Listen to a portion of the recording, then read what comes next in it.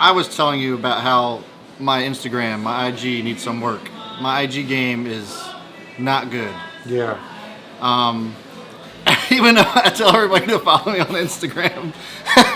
They follow me on Instagram, they're like, okay, Brad, cool. And then they're just waiting for Brad to post something for weeks on end.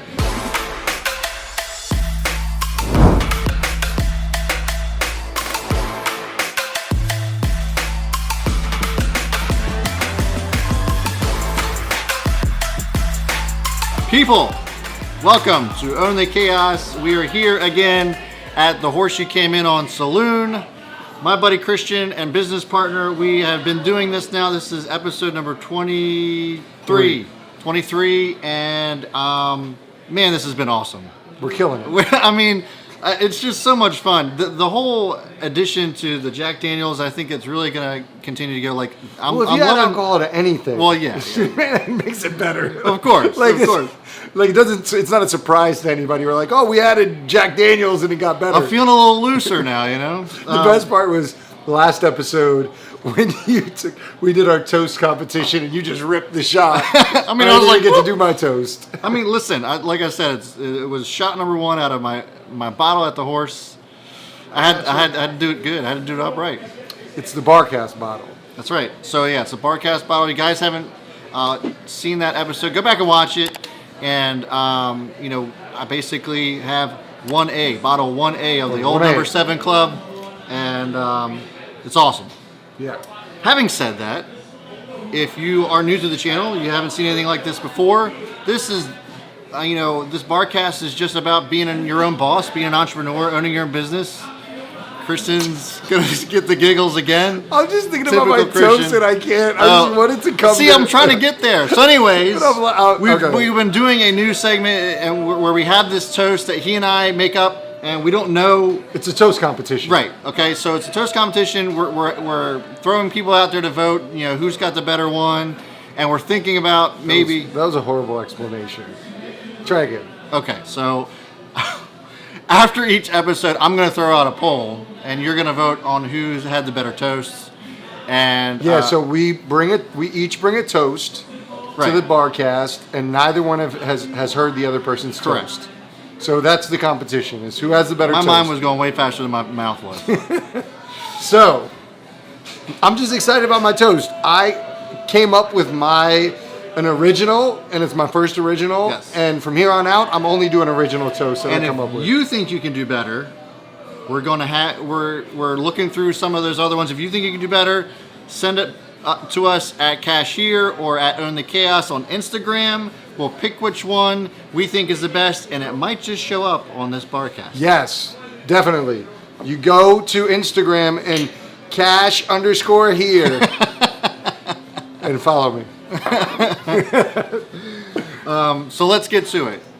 Let's you ready do for it. this? You ready for this? So how do you want to do this? You want to give the backstory of what we're taking a shot of first before we do our toast? Absolutely. We need to know what we're drinking. And so today, and you don't even know this, right? By the way, Jack Daniels is yet to be a sponsor of this channel. We're just doing this because we love Jack. And this is the Horse You Came In On Saloon is the home of Jack Daniels. Jack Daniels, so it's right. only Saloon. Right. So I'm going to exhaust Jack as much as we can. We will do other liquors in the future. So this, my friend, is the Jack Daniels number 27 Gold. All right? You ever heard of it? No. It's a beautiful bottle. So that's what we have in here. Yeah. So this is it's actually, they released it, I believe, in 2015 in other countries, primarily in Asia, and then they brought it back this year. So they brought it back in April of this year, I believe. Yeah. And they brought it to the U.S. So this is a fairly new bottle that not many people know about. I'll let you hold it. I mean, that looks legit. It's like it's you hold it in your hand, it's classy. different. Yeah. When I was telling you earlier, I mean, retail, it goes Take a closer shot of that for $100. Yeah, I'll get a closer shot of that. You guys can take a look at it. There you go. That'll work. No. So I'll tell you a few things about it. So at the end, I'll tell you what 27 means. I got you. Whatever. So, all right. So it's So Jack Daniel's, the way it's distilled is a little bit unique where they do charcoal mellowing. So when they distill it, it's not a bourbon because of how they use the charcoal mellowing. So they have this huge, gigantic vat that's a few feet tall and it's all filled with charcoal. Yeah. And basically they run the whiskey through that. Right. This is double barreled, double charcoal mellowed. So they put it into American white oak barrels, and then once they're done with that, they'll charcoal mellow it. They'll charcoal mellow it, put it in American white oak barrels, then they'll charcoal mellow it again, so they'll do that twice, and then they'll barrel it in maple wood barrels. Okay. So this is maple. You should taste maple in this, so think about that when you drink it.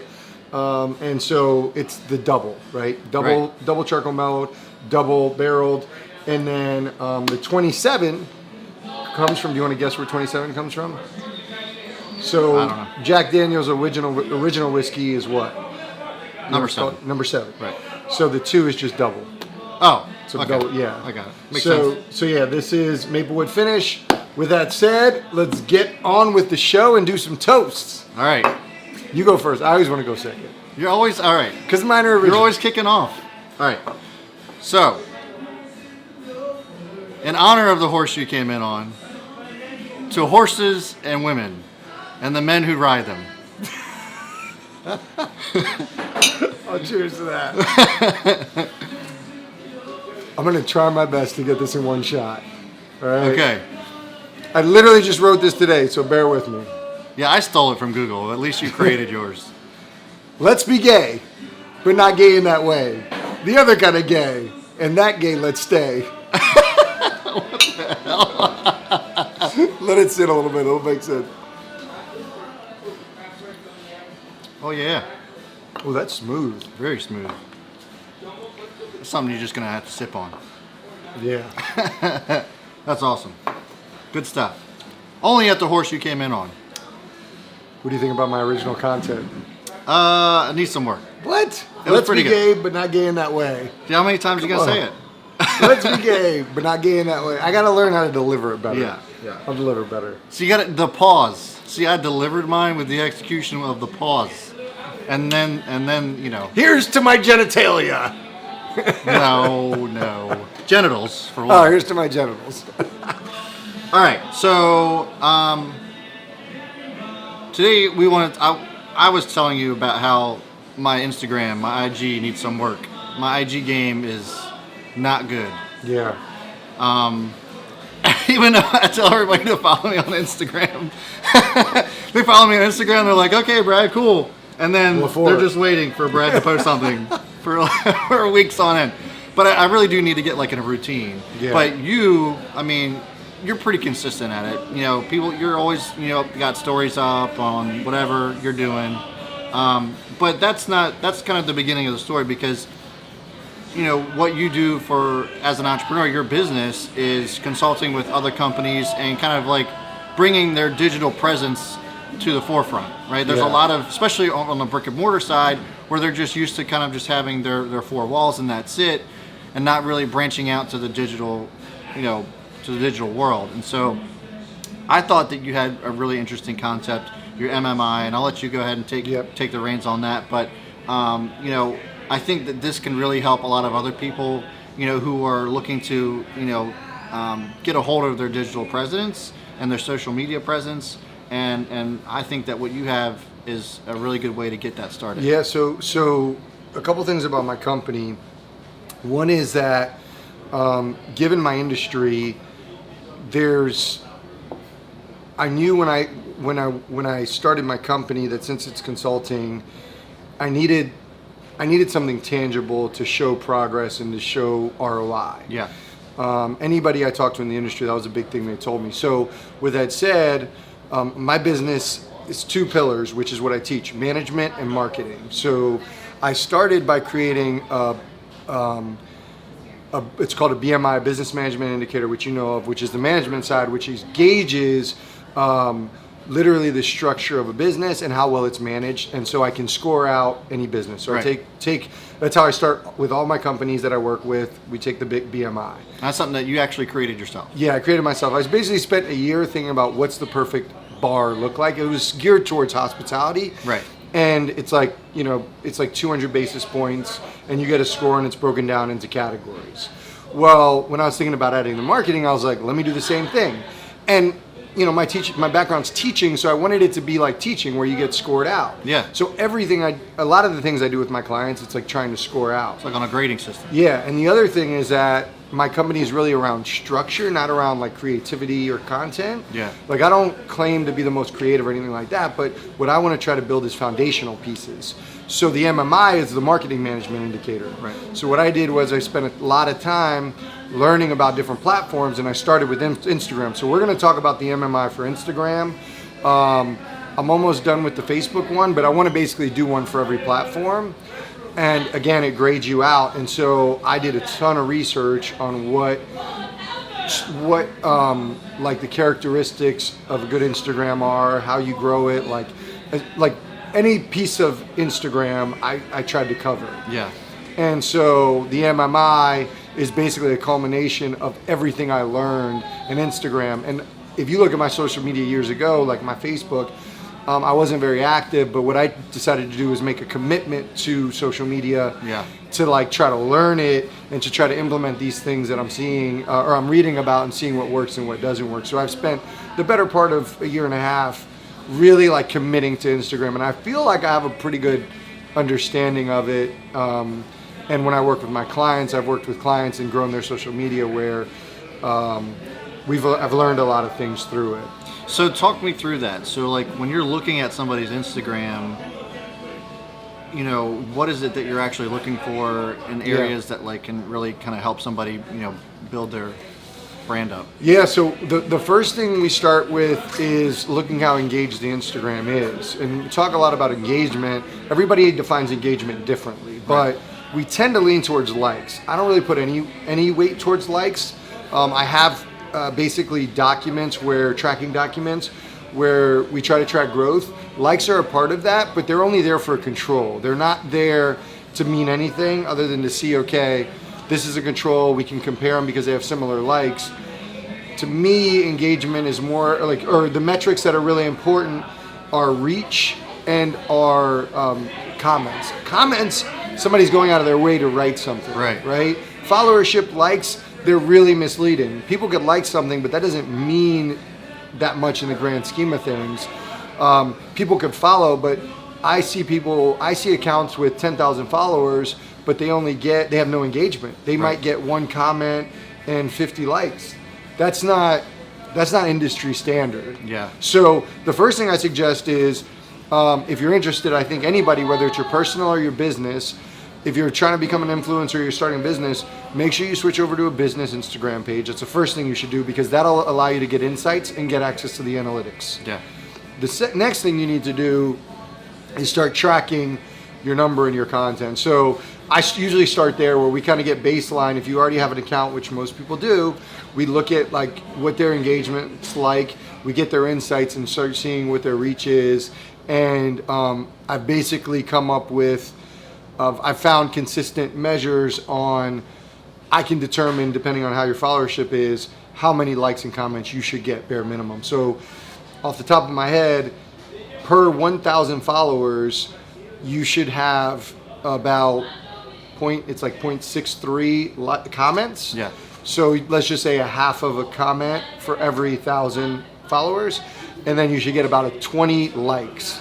So if you have, and this really works, you have to have like above like 5,000 followers, because if you have less than 5,000, you should blow those metrics out of the water. But once you get above 5,000, let's say you have 10,000 followers, that means each post you should expect to get 200 likes, right? Because 10,000, that's 10 of it. So you want 200 likes and about 5 comments.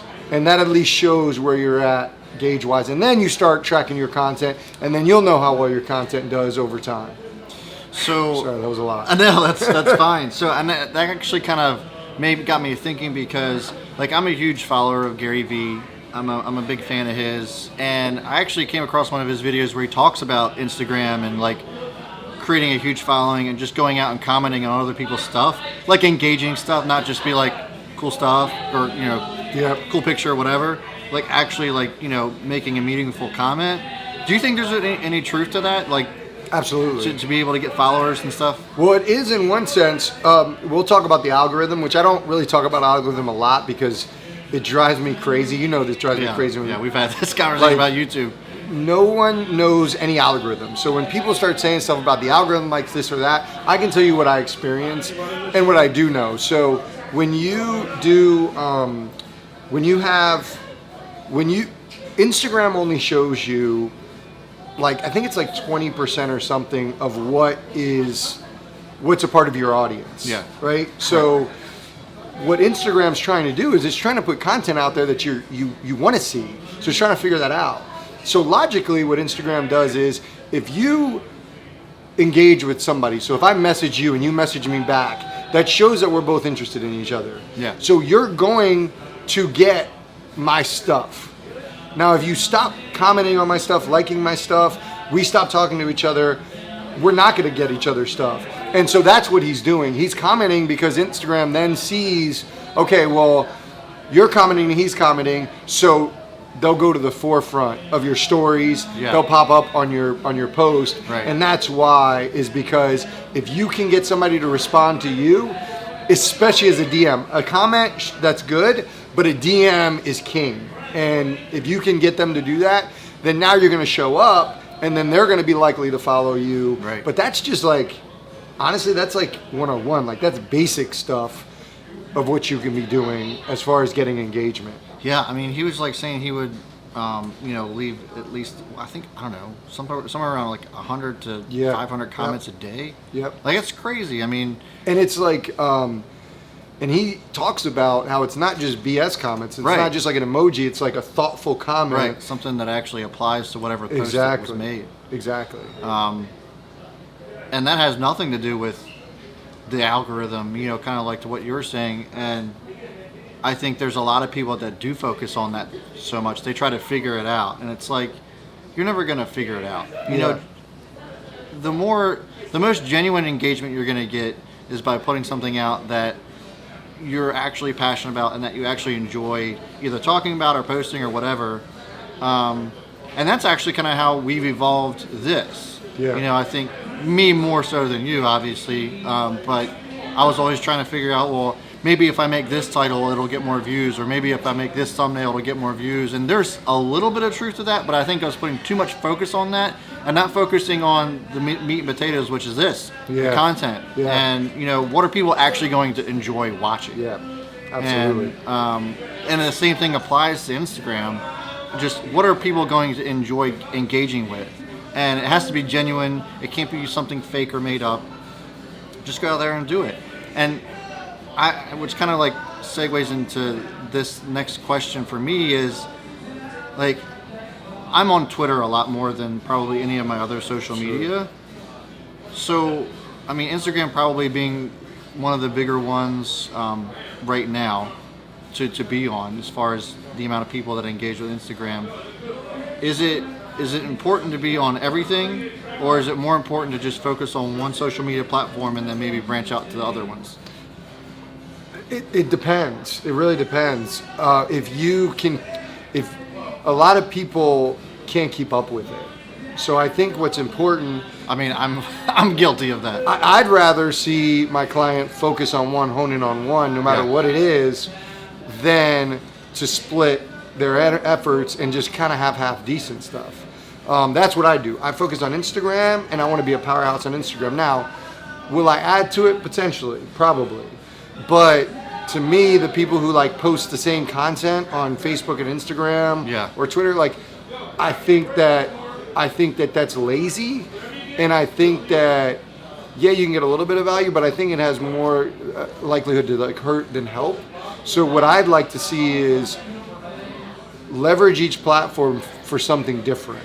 Okay, so like, let's use this bar for example. So the horse, this is a great example actually, because I'm actually proposing taking over their digital, and so the way I'm framing it is, Instagram is usually like awareness. So Instagram is going to be branding. We're going to put the brand out there.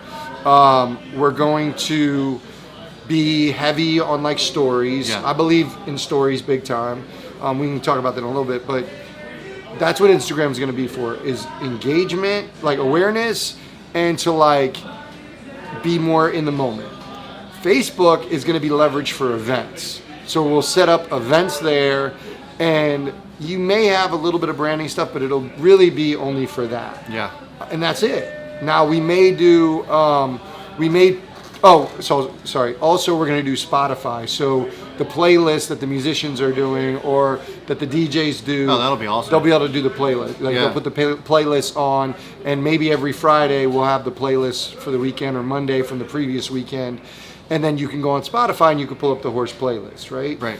So those are the main three. We're not going to do Twitter, and we're not going to try to get into other things, at least at the beginning. I'm not going to propose that. Because if you go to the horse's Instagram now, like, it's fine, but what sets it apart? And that's what you have to realize is Instagram's the fastest growing social platform. And it has so much competition, you've got to be able to separate yourself and be uniquely you in whatever you present. Yeah, I mean, that ties into what we were talking about a couple of weeks ago with the competitive advantage. You got to figure out what something unique that not a lot of people are going to be able to replicate, at least right away. Yeah, absolutely. So it's going to be heavy in the Instagram focused. With that said, I'll tell you a couple things that people can do that they don't do, and you may be able to take some from this. So we said reach is good. So what should people be looking at when they're growing their Instagram and seeing success? Reach is of the utmost importance. We talk about this with your YouTube, like your existing audience is great, but like you got to get new audience. Right. And so you got to get out there for eyeballs to see you. So reach is going to be an important metric. Comments is a metric to make sure your content's good. But once you get comfortable with that, you should move on from that. Profile visits is another thing you look at. So when you get the business account, when you go to your home page with your grid, it'll pop up on top how many profile visits you have. Yeah. And I should remember this off the top of my head, but a good metric to that is however many followers you have, you want about 15% as your number for profile visits minimum. Yeah. So a day you should get like that many. So if you have 1,000, 150 is what you're shooting for. So I'm just trying to create a baseline to see, for you to see where you're at. And depending on if you hit the number or not, you can know how to shift it. So reach, how do you get reach? Hashtags. I can't stand when people put up hashtags that have no relevance. Like, you got to think about what people are searching for. Right. So if we sit at this barcast and the hashtag is drink up, you idiot. Yeah, that's funny, but nobody's going to search for that hashtag. Right. A whiskey hashtag, Jack Daniels hashtag. In your post, you can have up to 30 hashtags. Use them. Right. Is there any truth to like overusing them and having negative impact? I don't believe so. As long as it's relevant. I don't use all 30 all the time. Depending on the client, I may, but making sure they're relevant is what's most important. Yeah. I would start with like 5 or 10. I wouldn't. My clients, I don't want to put a post up that has less than 10 hashtags. But what there is truth in is mixing up your hashtags. So maybe you have 10 that are your set company hashtags, but then mix up the other ones so you get different reach. The other thing that's big that a lot of people miss is location. Put a location.